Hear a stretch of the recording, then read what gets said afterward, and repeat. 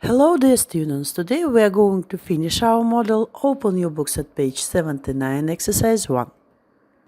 You are to read the title of the text, the introduction and the headings. How can we improve our memory?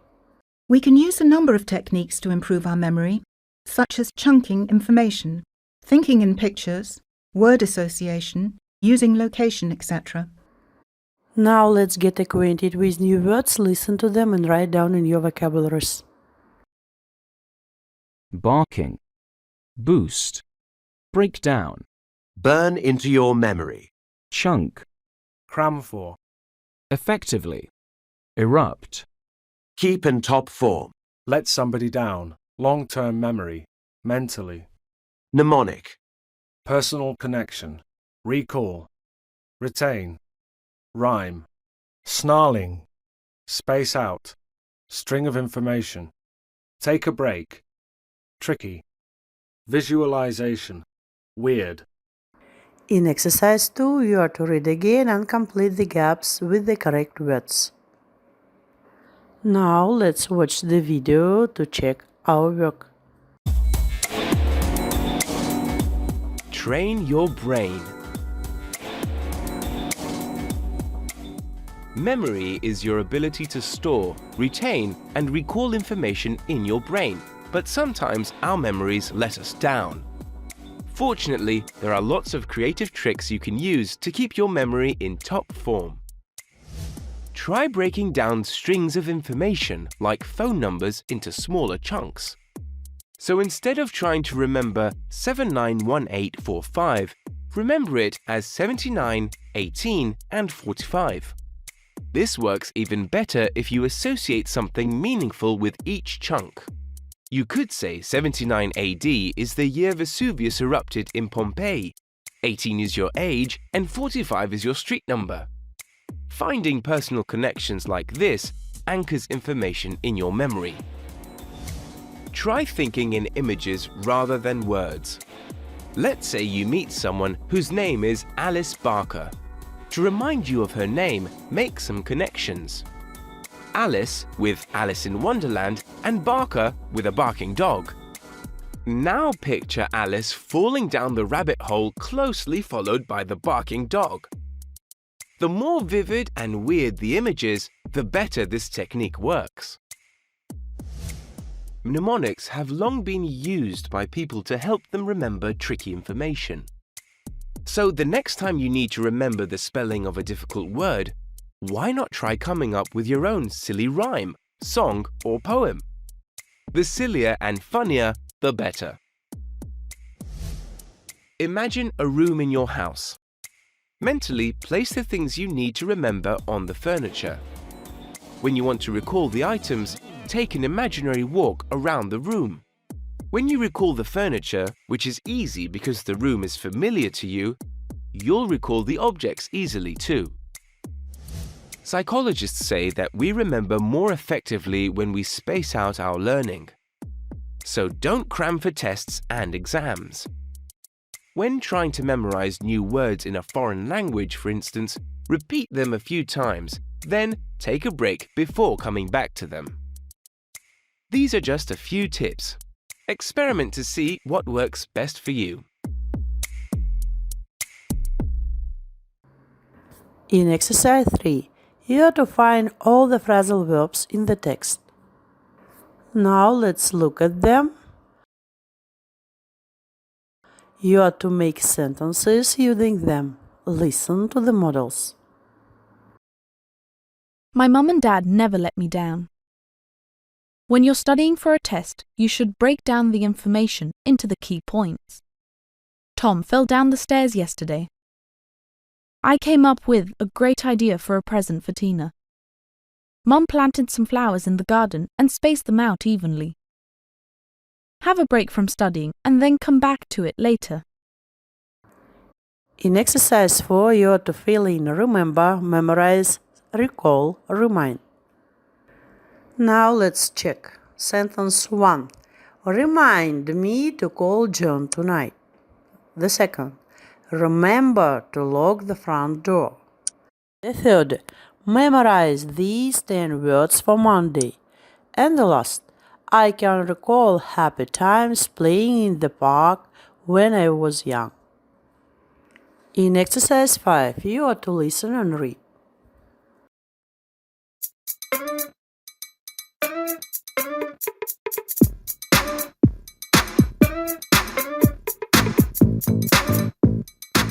Train your brain.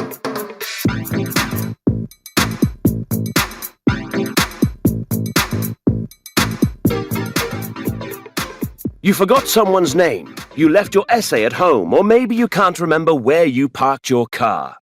Memory is your ability to store, retain, and recall information in your brain. But sometimes our memories let us down. Fortunately, there are lots of creative tricks you can use to keep your memory in top form. Chunking. Try breaking down strings of information, like phone numbers, into smaller chunks. So instead of trying to remember 791845, remember it as 791845. This works even better if you associate something meaningful with each chunk too. Let's say you're studying for a history degree at university. You could say 79 AD is the year Vesuvius erupted in Pompeii.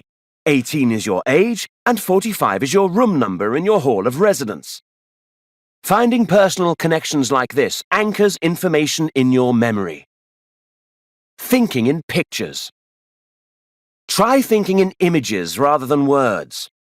Let's say you have a new part-time job and your boss's name is Alice Barker. To remind you of her name, make some connections. Alice with Alice in Wonderland and Barker with a huge barking dog. Now picture Alice falling down the rabbit hole, closely followed by a snarling dog. The more vivid and weird the image is, the better this technique works. Word association. Mnemonics, such as 30 days has September, April, June, and November, have long been used by people to help them remember tricky information. So the next time you need to remember the spelling of a difficult word or the names of some people you've just met, why not try coming up with your own silly rhyme, song, or poem? The sillier and funnier, the better. Location, location, location. The Romans used a visualization technique called Loci to remember lists of things. Imagine a room in your house. Mentally place the things you need to remember on the furniture. When you want to recall the items, take an imaginary walk around the room. When you recall the furniture, which is easy because the room is familiar to you, you'll recall the objects easily too. Practice makes perfect. This is true, but psychologists say that we remember more effectively when we space out our learning. So don't cram for tests and exams. When trying to memorize new words in a foreign language, for instance, repeat them a few times, then take a break. Then come back to them. Perhaps put flashcards around the house with words written on them. You will remember seeing them, and they will be slowly burnt into your long-term memory. These are just a few tips. Experiment to see what works best for you. Above all, eat well and get plenty of sleep and exercise. Staying healthy will give your memory the best boost of all.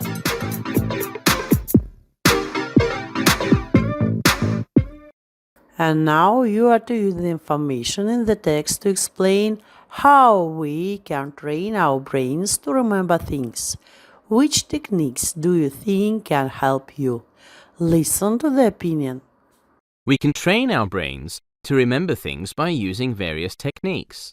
Breaking down information into small chunks makes it easier to remember. We can make personal connections by associating something meaningful with each chunk. We can associate pictures with names or pieces of information to help us remember them. Using word association or mnemonics can help us remember a list of things by making up a silly rhyme. This technique works best for me. Also, we could use a technique called loci, which uses the imagination to place things we need to remember in a room in our house. We simply walk around the imaginary room and remember the items we place there. The best way to remember things is to space out our learning so we don't overload our brains. Finally, staying healthy will give us the best chance of having a good memory. You are to do some internet research on other memory techniques you can use. Use the keywords, ways to improve your memory. Listen to the model. You should tell yourself that you have a good memory and that it will improve. The power of positive thinking is very helpful. You should also get organized. If you have a place for everything and put everything in its place, then you are less likely to misplace things or forget where you put them. When you are trying to remember something, breathe slowly and deeply. This will help your brain switch to theta waves, which aid memory and help you learn new information, as well as make you feel more relaxed.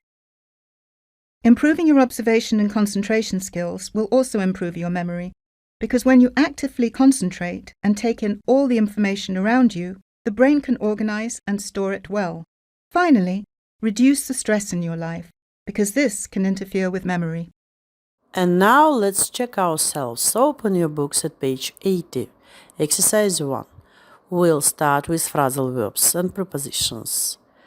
Set something aside, save money. Set off, start, for example, a journey. Set up, start a company. Take in something, learn or understand something. Take over means begin to have control. Take up, start, for example, hobby or sport. You are to finish this exercise yourselves. In exercise 2, you are to fill in for, to, or with. For example, I can't deal with the stress. It's driving me crazy. Exercise 3. You are to choose the correct word. For example, can you remind me to buy some milk later? Now let's remember our word formation. In exercise 4, you are to fill in the correct word derived from the word in brackets. You are to remember we can add the suffixes "ly", for example, intelligent, intelligently. "Illy", you will say angry, angrily. "Ali", basic, basically. 2 adjectives to make adverbs. For example, Oliver climbed the mountain easily. And now language in use, Kazakhstan in action.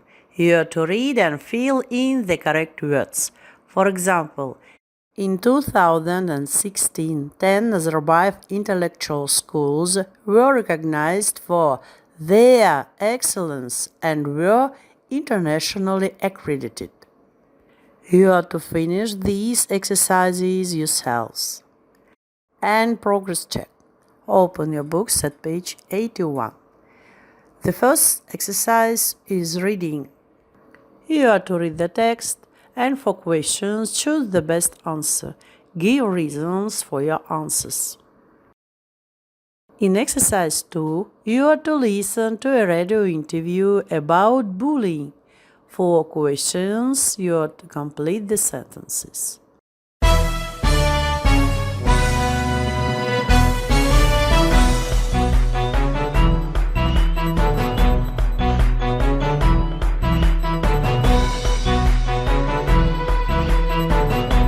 Welcome to this special podcast from Green Hills High School.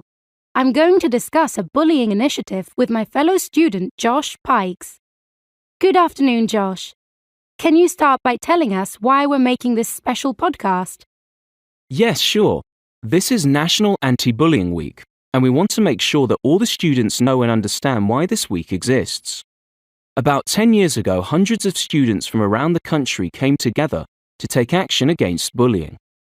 It was suggested that every school in the country participate in an anti-bullying week to raise awareness of bullying inside and outside of schools. Quite often, nothing is said about bullying in schools. That doesn't mean it doesn't exist. This week is intended to keep the issue to the fore, to keep school standards high, and to protect student welfare. And what kinds of things will we see in our school during Anti-Bullying Week? Hopefully, we won't see any bullying. But in all seriousness, we never want to see bullying in our schools. There will be posters up on the school walls which will give people advice. We will also have lots of activities in which students can get involved. My favorite activity is the drama group one. Basically, anyone who wants to come along will join one of several groups of students in making a short play about bullying. These groups of students will have to create and perform all elements of the play. The plays will be in front of the whole school in the assembly hall on Wednesday morning, the third day of Anti-Bullying Week. How do you think these plays will help deal with bullying? First of all, by being watched by all the students, the play will have brought the issue of bullying to their attention. The key to any campaign is raising awareness. So after the plays are performed, there will be discussions held in the PSHE classrooms. Our fellow students will be asked about their interpretations of the performances.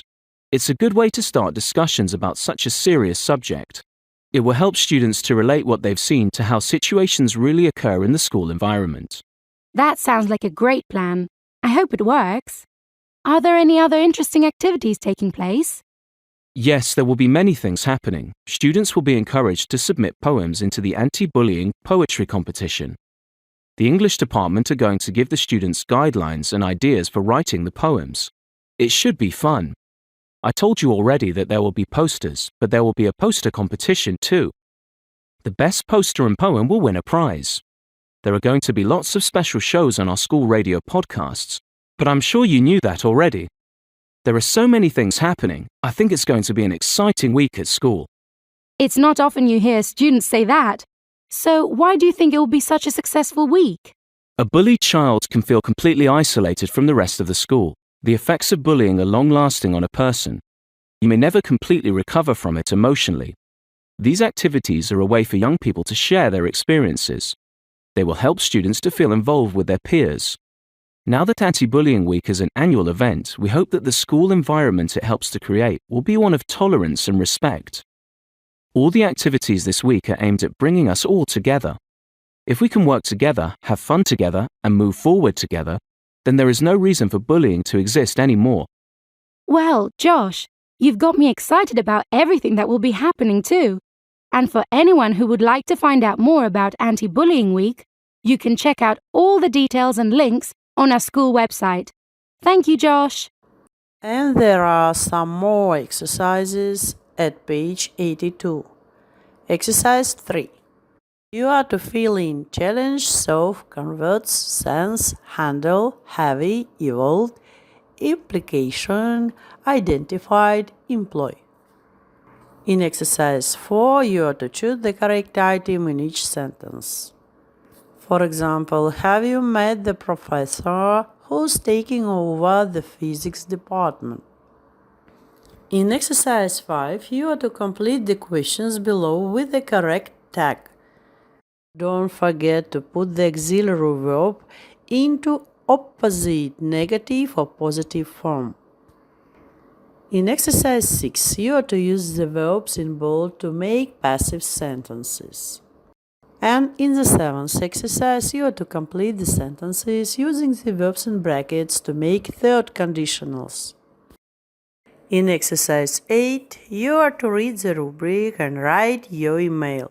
Your English friend has just moved to a new school and he or she is having trouble making friends. He or she has written an email to you asking for your advice about how to make friends. Write your email. You are to write about 180 words. Listen to the model. Hi, John. Sorry to hear you're having trouble making friends at your new school. I was the new boy at school once too. Let me give you some advice. To start with, why don't you join an after-school club? Then you will have the chance to meet people with the same interests as you. If I were you, I'd try to be happy and friendly all the time. This will help by allowing people to see that you're a nice person and they will more likely approach you. Also, you should try to meet people outside school too. Have you thought of volunteering or joining a sports team? That way, you will feel good about helping the community or being active, and you can meet all sorts of different people. Hope my advice helps. Let me know how things turn out. Say hello to your family for me. Best wishes, Ulan. You are to finish all these exercises in your copybooks.